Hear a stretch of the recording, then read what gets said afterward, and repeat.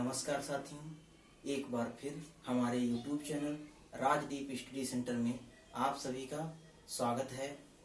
पिछले दिन हमने आप लोगों को संख्या पद्धति संबंधित महत्वपूर्ण कुछ बातें बताई थी। अब हम इसके बाद में संख्या पद्धति संबंधी कुछ महत्वपूर्ण प्रश्नों पर चर्चा करेंगे जो अधिकांशतः परीक्षाओं में पूछे गए हैं। तो सबसे पहले एक एक करके प्रश्नों को हम धीरे धीरे क्रमवार अध्ययन करते हैं। एक हमारा प्रश्न दिया गया है 369 के आधे का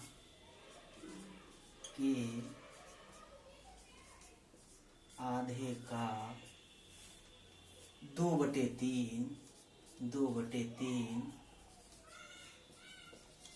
किसके बराबर है? किसके बराबर है? तो क्या करेंगे, सबसे पहले हम प्रश्न को पढ़ते हैं। 369 के आधे का, तो सबसे पहले क्या करेंगे, इसको सॉल्व करते हैं। 369 के का मतलब गुणे, आधे का 1/2, का मतलब गुणे 2/3। तो इसमें क्या करते हैं, दो काट देते हैं, 3 से इसको काट देते हैं, 3 एकन 3 दूनी 6, 3 तिहाई 9, यानी 130। ये हमारा नंबर 1 क्वेश्चन था। इसके बाद में एक और प्रश्न लेते हैं। एक प्रश्न दिया गया, किसी संख्या का 1/5 किसी संख्या का 1/5 किसी संख्या का 1/5 उसी संख्या के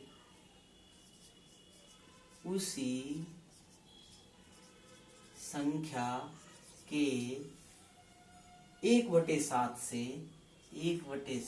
से 10 अधिक है, वह संख्या है।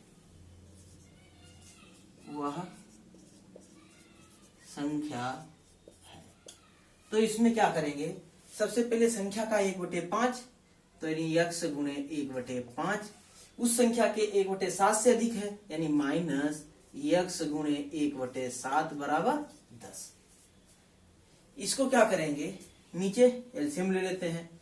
तो 7 बचे 35, तो ये कितना हो जाएगा, 7x माइनस ये 5x बराबर कितना हो गया, 10 हो गया।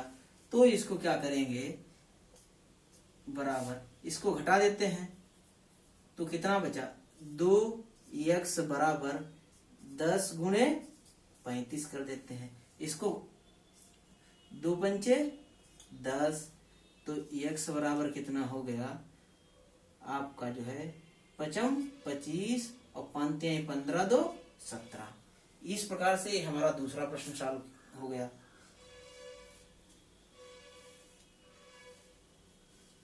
अब इसके बाद में एक तीसरे प्रश्न पे चलते हैं।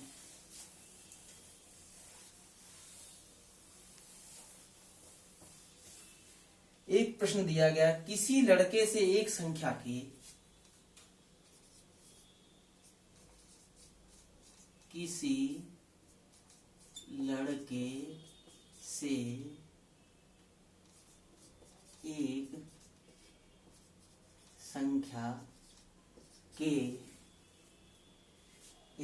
से एक संख्या को 50 से गुणा करने के लिए कहा गया। 50 से गुणा करने को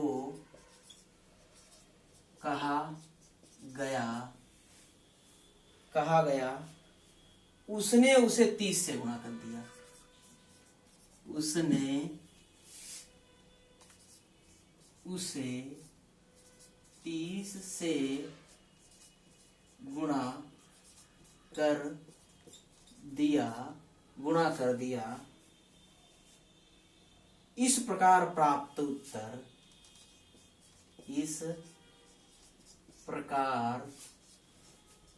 प्राप्त उत्तर सही उत्तर से 400 कम था। सही उत्तर से 400 कम था। जिस संख्या से गुणा करने को कहा गया, जिस संख्या से गुणा करना था वह है। किसी लड़के से एक संख्या को 50 से गुणा करने के लिए कहा गया, उसने उसे 30 से गुणा कर दिया। इस प्रकार प्राप्त उत्तर सही उत्तर से 400 कम था। जिस संख्या से गुणा करना था वह संख्या है, तो माना संख्या वह संख्या x है। माना गुणा करने वाली संख्या, गुणा करने वाली संख्या x है। गुणा करने वाली संख्या x है, तो क्या करेंगे? सबसे पहले उसको 50 से गुणा करने के लिए कहा गया, x गुणे 50 से गुणा करने के लिए कहा गया। उसने क्या किया? इस प्रकार उसने उसको 30 से गुणा कर दिया।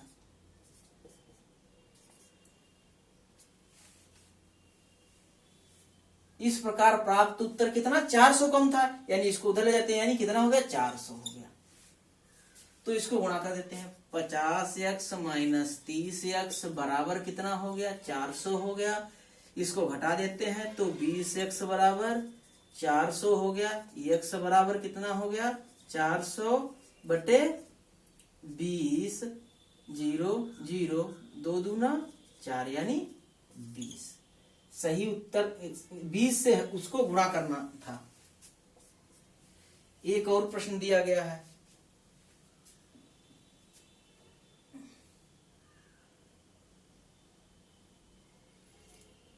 एक प्रश्न दिया गया, 3 से विभाजित होने वाली 3 क्रमागत विषम संख्याओं, 3 से विभाजित होने वाली 3 क्रमागत विषम संख्याओं, 3 क्रमागत विषम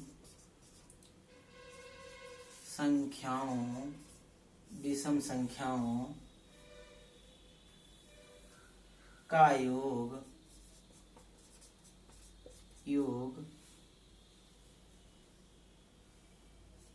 72 है। बीच वाली संख्या क्या होगी?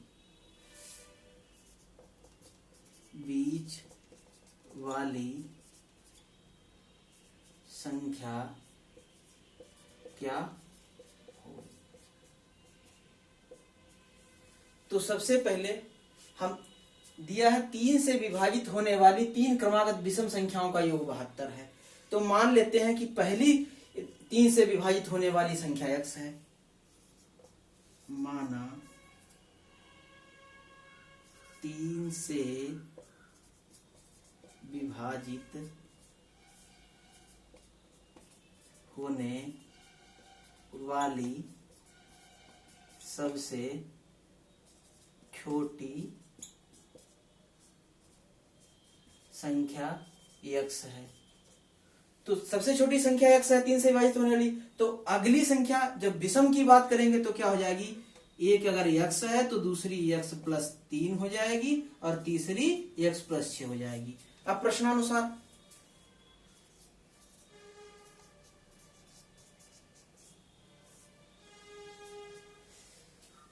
तीनों का जोड़ कितना है? 72 है, यानी x प्लस 3 और प्लस x प्लस 6 बराबर 72 हो गया। इसको जोड़ लेते हैं। ये क्या होगा? 3x और प्लस 9, 3x और प्लस 9 बराबर 72 हो गया। अब इसमें क्या करेंगे? इसको ले जाके घटा देंगे तो 3x बराबर कितना हो गया? ये 9 घट गया तो क्या हो गया? 63 हो गया। तो x बराबर कितना हो जाएगा? इसको भाग देते हैं, 3 दूनी 6 और 3 एकल 3, यानी x बराबर कितना हो गया हमारा, x बराबर हमारा हो गया 21, x बराबर हमारा 21 हो गया। तो इसमें जो होता है बीच वाली संख्या पूछता है, तो बीच वाली संख्या क्या होगी, x प्लस 3, यानी बीच वाली संख्या, बीच वाली संख्या बराबर कितनी हो गई, x प्लस 3, यानी 21 और प्लस 3 बराबर कितना हो गया, 24।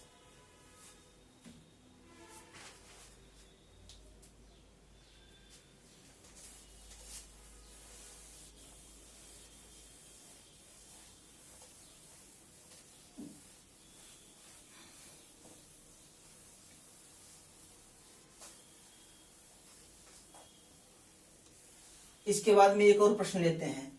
एक लड़के से किसी धनराशि के 3/8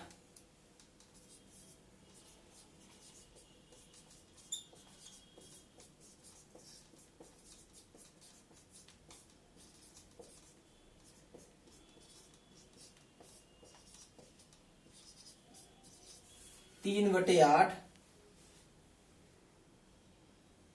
मान ज्ञात करने के लिए, मान ज्ञात करने के लिए कहा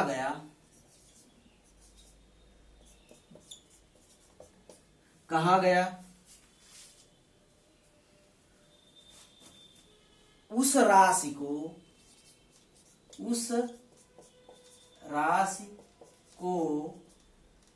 3/8 से गुणा करने के बजाय उसने उसे 3/8 से भाग दे दिया। इस प्रकार जो उत्तर आया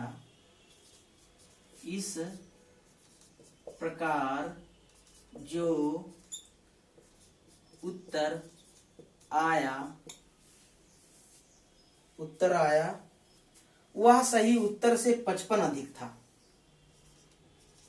वह सही उत्तर से 55 अधिक था। सही उत्तर ज्ञात कीजिए। सही उत्तर होगा, तो किसी लड़के से किसी धनराशि के 3/8 मान ज्ञात करने के लिए कहा गया। उसने क्या किया, उसने गुणा की बजाय उसको 3/8 से भाग दे दिया। इस प्रकार जो उत्तर आया वो सही उत्तर से 55 अधिक था, तो सही उत्तर होगा। तो सबसे पहले मान लेते हैं, माना धनराशि बराबर x, माना धनराशि बराबर x। तो उससे कहा गया कि उसको 3/8 से गुणा कर दीजिए। तो उसने क्या किया, उसको 3/8 से भाग दे दिया। तो x गुणे 3/8 से गुणा करने के लिए कहा गया, तो उसने क्या किया, उसको x बटे 3/8 से भाग दे दिया, और जो सही उत्तर था उससे कितना, 55 अधिक आया। तो हम क्या करेंगे, इसको ऊपर ले जाते हैं। तो 8x बटे 3 माइनस 3x बटे 8 बराबर 55 हो गया।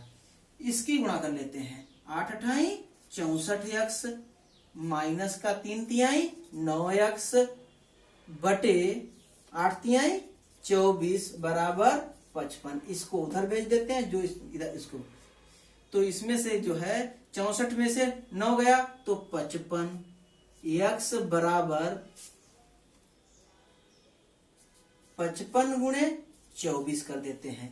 तो x बराबर कितना हो गया, 55 गुणे 24 बटे 55। एक कट गया, यानी x बराबर जो है हमारा 24 आ गया, यानी उसका सही उत्तर जो है 24 होगा।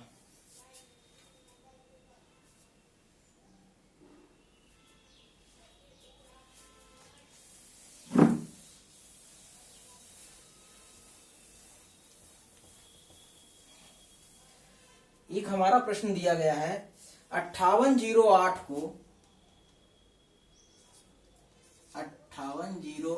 को यानी 5808 को किस छोटी से छोटी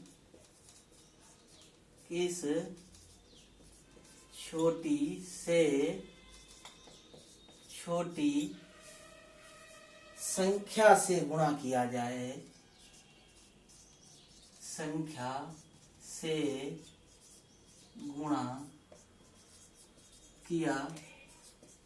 जाए, गुणा किया जाए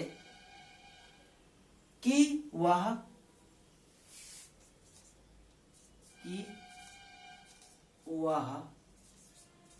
पूर्ण वर्ग बन जाए।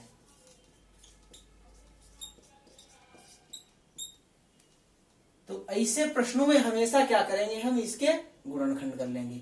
तो सबसे पहले 5808 के हम गुणनखंड कर लेते हैं, 2 से करते हैं। 2 दूना 4, 2 नीम 18, 0 ऐसे 2 चक्कू 8, 2 एकन 2, 2 चक्कू 8, 2 पंचे 10, 2 दूना 4, 2 सत्ते 14, 2 दूना 4, 2 छंग 12,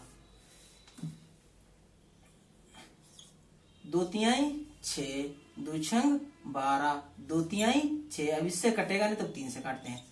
3 एकन 3, 3 दूनी 6, 3 एकन 3, 11 गे रही हम 121। यानी जो हमारा अब इसका क्या होगा, 5808 के हमारे गुणनखंड हो गए 2 गुणे 2 गुणे 2 गुणे 2 गुणे 3 गुणे 11 गुणे 11। अब हम इसमें देखते हैं, एक ये हमारा होगा, एक ये होगा और एक ये होगा। यानी हमको 3 से जो है अगर गुणा कर दे तो संख्या पूर्ण वर्ग हो जाएगी। 3 से गुणा करने पर पूर्ण वर्ग बन जाएगी। यदि हम इसको 3 से गुणा कर दें तो संख्या पूर्ण वर्ग हो जाएगी। इसके बाद में अगला प्रश्न देखते हैं।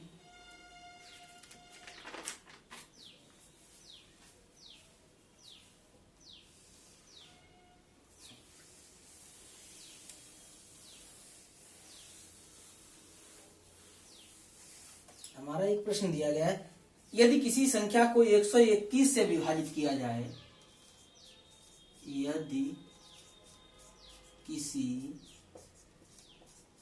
संख्या को 121 से विभाजित किया जाए, 121 से विभाजित किया जाए तो शेष फल 25 आता है। तो शेष फल 25 आता है। यदि उसी संख्या को 11 से विभाजित किया जाए, यदि उसी संख्या को 11 से विभाजित किया जाए तो शेष फल कितना होगा?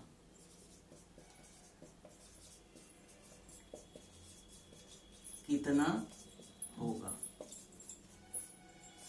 तो सबसे पहले देखते हैं, जब इस प्रकार का कोई प्रश्न दिया होता है तो हम लास्ट वाला जो शेष फल होता है उसको जो अगली संख्या होती है उससे विभाजित कर देते हैं, क्योंकि वो एक दूसरे के अपवर्त होते हैं। इसलिए क्या करेंगे, 25 को 11 से विभाजित कर देंगे।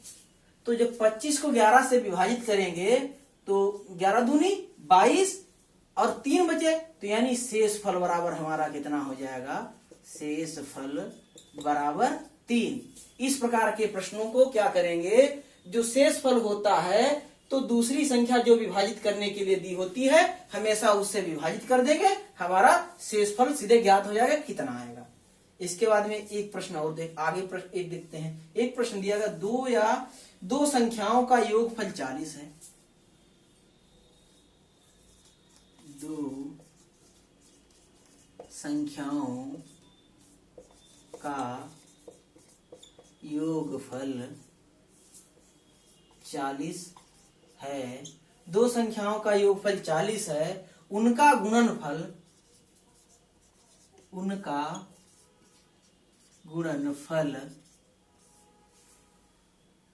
उनका गुणनफल 336 है।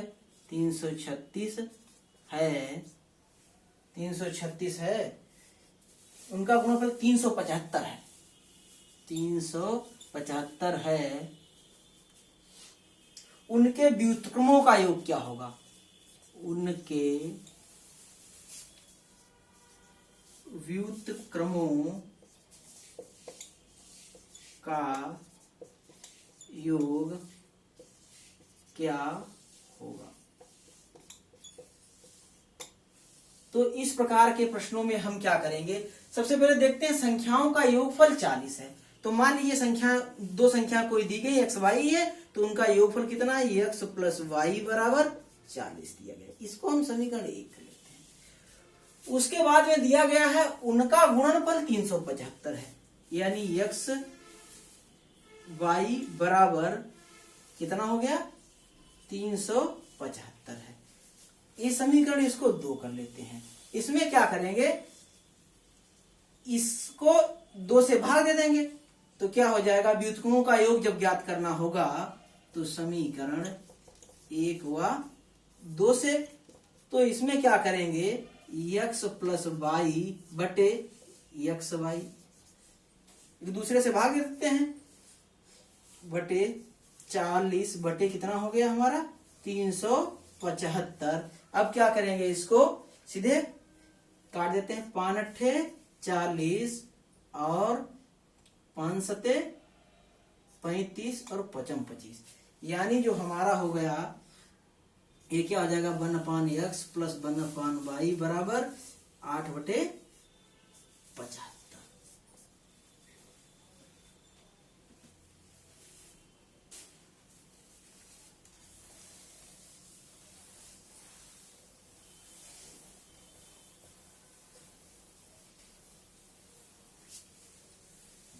एक हमारा प्रश्न दिया है, दो संख्याओं का अंतर 5 है।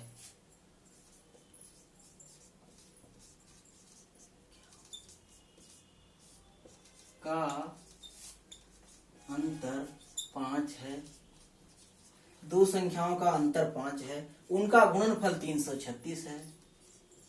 उनका गुणनफल 336 है, 336 है। संख्याओं का योग है, तो उन संख्याओं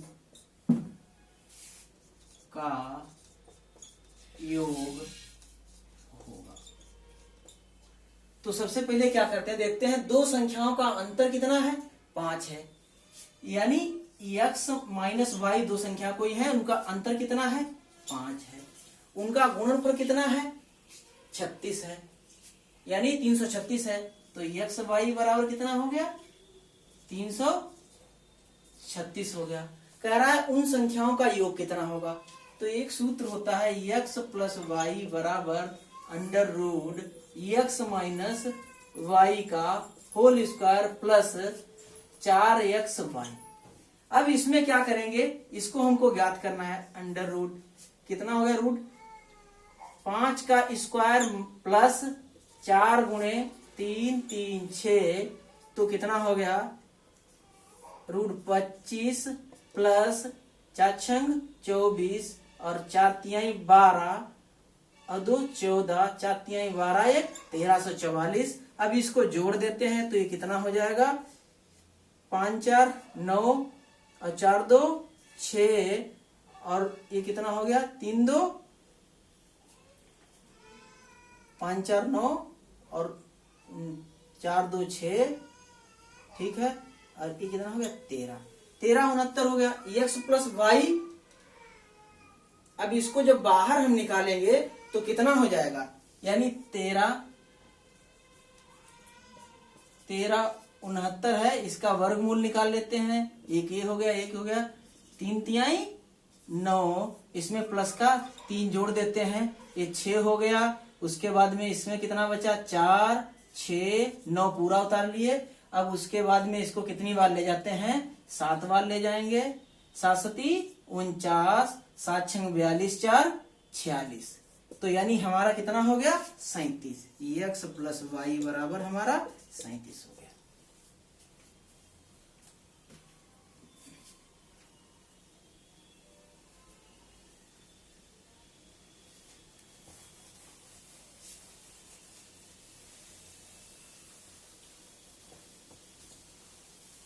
एक हमारा प्रश्न दिया गया है 2/5 और 4/9 के बीच एक भिन्न है।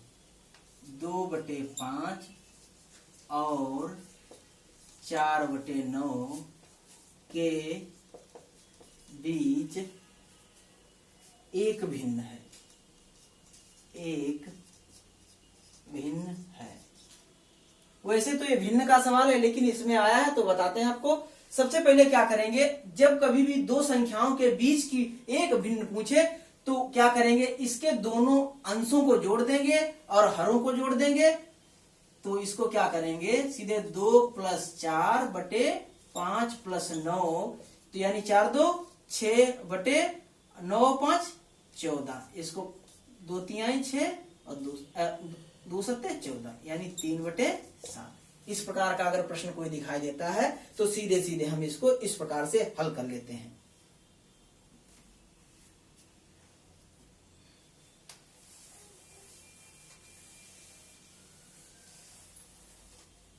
एक प्रश्न दिया गया है, यदि किसी संख्या का तिगुना,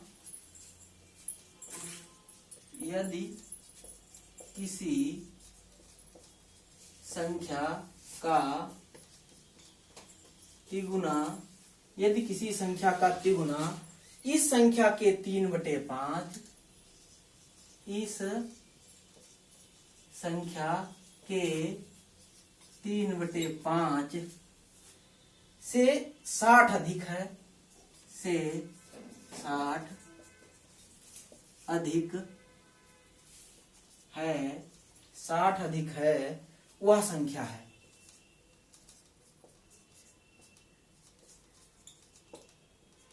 सबसे पहले माना संख्या बराबर x, माना संख्या बराबर हमारी x हो गई। अब प्रश्न में दिया गया किसी संख्या का तिगुना, यानी इस प्रश्नानुसार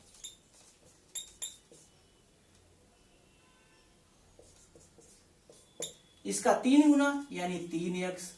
संख्या के 3/5 से 60 अधिक है, तो संख्या के 3/5 से यानी 3/5 x और प्लस 60। तो इसको क्या करेंगे, इसको इधर भेज देते हैं, तो 3 तिहाई 3/5 तिहाई 15x माइनस 3x बराबर 60। इसको घटा देते हैं तो 12x बराबर 60 हो गया।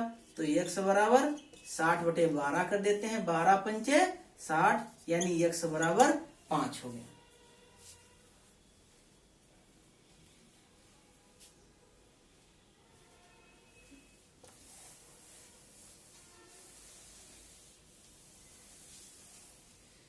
एक हमारा प्रश्न दिया हुआ है, 3 क्रमागत विषम प्राकृतिक संख्याओं का योग 147 है। 3 क्रमागत विषम प्राकृतिक संख्याओं, विषम प्राकृत संख्याओं का योग 147 है। बीच वाली संख्या, बीच वाली संख्या होगी। तो ऐसे प्रश्न को हम सबसे पहले क्या करते हैं, तीन क्रमागत प्राकृतिक संख्या, विषम प्राकृतिक संख्याओं का योग ज्ञात करना है। तो सबसे पहली हमारी संख्या माना छोटी संख्या बराबर कितनी हो गई, x हो गई। एक तो सबसे छोटी हो गई, तो दूसरी x हो गई, एक दूसरी x प्लस 2 हो गई, और फिर x प्लस 4 हो गई। ये हमारी तीन क्रमागत विषम संख्याएं हो गई। तो इसके बाद में हम क्या करेंगे, सबसे पहले इनको जोड़ देते हैं प्रश्नानुसार। क्या करेंगे, x plus 2 plus x plus 4 बराबर 147 दिया गया है। अब क्या करेंगे, ये 3x हो गया, 3x प्लस 6 बराबर 147 हो गया। इसको उधर ले जाके घटा देते हैं, तो 3x बराबर 147 माइनस का 6, तो 3x बराबर 141 हो गया। x बराबर कितना हो गया, 3 चक्कू 12, 3 सत्ते 21, x बराबर कितना हो गया, 47 हो गया। अब कह रहा है कि बीच वाली संख्या ज्ञात करिए, तो बीच वाली संख्या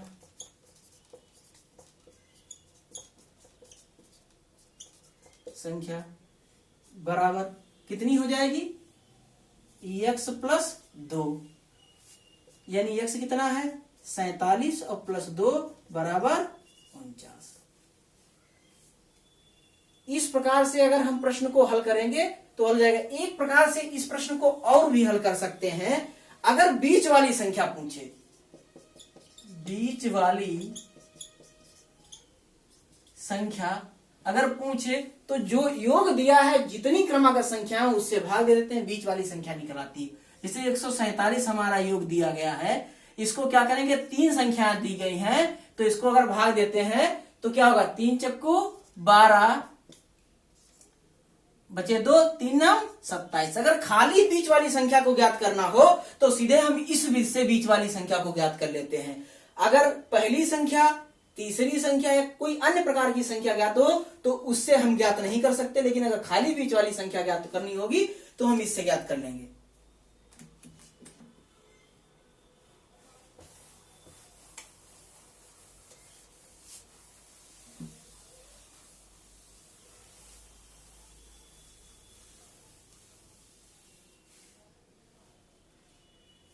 आज के क्लास में बस इतना ही।